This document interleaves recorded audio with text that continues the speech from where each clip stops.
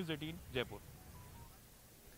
जम्मू कश्मीर में लगातार बढ़ रही आतंकवादी गतिविधियों के विरोध में चित्तौड़गढ़ जिला मुख्यालय के कलेक्ट्रेट चौराहे पर विश्व हिंदू परिषद ने पाकिस्तान का झंडा और आतंकवाद का पुतला जलाकर जमकर विरोध प्रदर्शन किया।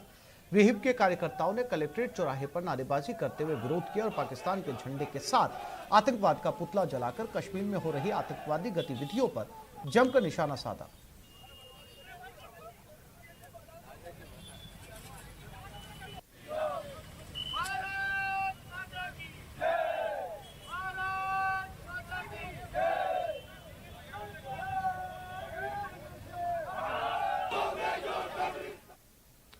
तो डाल डाल में पात पात, नकल रोकने की सरकार की हर कोशिश नाकामयाब हो रही है। नई नई और हाईटेक अकल के जरिए नकल करने वाले प्रशासन को चुनौती दे रहे हैं और मेहनत कशों का हक छीन रहे हैं।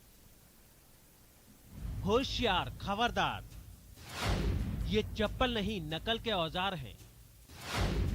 चीटिंग के लिए ईयरबड्स भी तैयार हैं। देखने में तो चश्मा चेहरे की शान है, लेकिन इसके अंदर छुपा हुआ नकल का सामान है।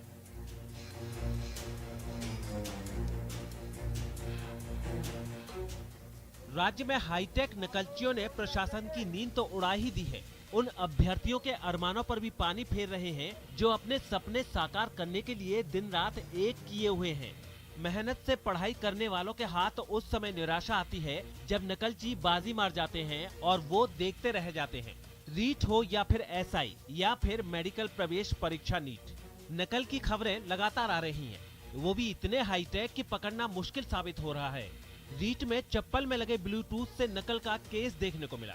इसके अलावा वायरलेस ईयरबड्स और ब्लूटूथ कैमरा लगे चश्मे ऑनलाइन उपलब्ध हैं, जिससे परीक्षा केंद्र से पेपर लाइव बाहर भेजना और ईयरबड्स के जरिए बाहर से संपर्क करना आसान हो जाता है। इन हाईटेक गैजेट्स का दुरुपयोग परीक्षाओं में प्रशासन की चुनौती बढ़ा रहा है। मेहनत कश अभ्यर्थियों का कहना है कि नकलची हाईटेक है, लेकिन अभी प्रशासन तैयार नहीं है। एक योग्य अभ्यर्थी के लिए ये बहुत ही दुर्भाग्यपूर्ण होता है कि वो आदमी जब स्टार्टिंग से तैयारी करता है, अच्छी पढ़ाई लिखाई करता है, बाद में यहाँ पे जयपुर में रह के लाइब्रेरी में खर्चा रहता है, बाद में at the end of day उसको ये लगता है कि वो पेपर आउट हो चुका है। वो मानसिक और फाइनेंशियल से दोनों तरीके से हालत उसकी खराब हो जाती है और उसके घर वाले जो उसके आशा करके हैं वो सक्सेस नहीं हो पाते और जो डम्मी अभ्यर्थी, फर्जी अभ्यर्थी, पैसों से वो अभ्यर्थी सिलेक्ट हो जाते हैं। वो यहाँ से एग्ज़ाम देने जाता है, पूरी साल तैयारी करता है, काफ़ी लंबे टाइम से भी, कई तो 2-3 साल से लगे हुए हैं। तो इस वजह से मतलब उनको फिर परीक्षा वापस लीक भी हो जाता है। इस कारण उनको फिर वापस भी मतलब पेपर भी गवर्नमेंट दोबारा कराती है, तो फिर वापस जीरो से स्टार्ट करो, फिर एंड तक करो।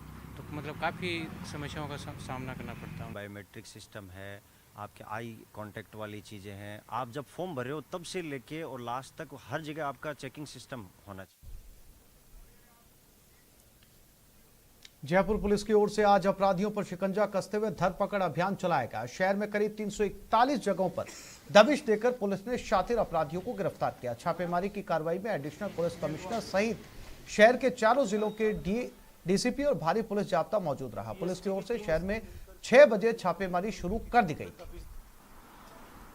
इस दबिश के दौरान कुल 185 लोगों को, ऐसे जो आपराधिक गैंग से जुड़े हुए जो आपराधिक गैंग्स के सदस्य थे, उनको थाने लाकर उनसे पूछताछ जारी है। कुल 341 अपराधी ऐसे थे जो पुलिस ने चिन्हित किए थे और उन समस्त 341 ठिकानों पे पुलिस ने दबिश दी थी। दबिश के दौरान उनके ठिकानों की विस्तृत सघन तलाशी पुलिस द्वारा ली गई और उस तलाशी के दौरान कहीं से अवैध मादक पदार्थ, कहीं से अवैध हथियार, कहीं फायर आर्म्स, कहीं तलवार, एक जगह तो वन्य जीव भी मिले हैं। उनके खिलाफ कार्रवाई करते हुए पुलिस ने कुल 21 प्रकरण दर्ज किए हैं। 21 प्रकरण दर्ज हैं। वो प्रकरण एनडीपीएस के भी हैं, शराब के भी हैं, आर्म्स एक्ट के भी हैं और वन्य जीव अधिनियम के तहत भी दर्ज किए हैं। ये अभियान लंबे समय से ड्यू था, लेकिन पिछले कुछ समय से लगातार कोरोना के चलते पुलिस का ये वाला जो दबिश वाला जो कार्रवाई थी वो कार्रवाई नहीं हो पाई थी। इस अभियान की पिछले कई महीनों से पुलिस द्वारा तैयारी करी गई थी। इसके लिए एक एक अपराधी को चिन्हित किया गया, उसके ठिकानों को चिन्हित किया गया और प्रत्येक अपराधी के पीछे एक स्काउट गाइड के रूप में तैयार किया गया। उसने उसकी पूरी जन्म कुंडली तैयार करी बेसिकली, और उसके पश्चात उन स्काउट गाइड्स जो हमारे पुलिसकर्मी थे उनके द्वारा आज सवेरे पुलिस थानों पर पहुंचकर थानों से पर्याप्त जाब्ता लेके उनके घरों पे रेड की गई। रेड के दौरान पुलिस का पर्याप्त बल उनके घरों पे तलाशी के दौरान मौजूद रहा।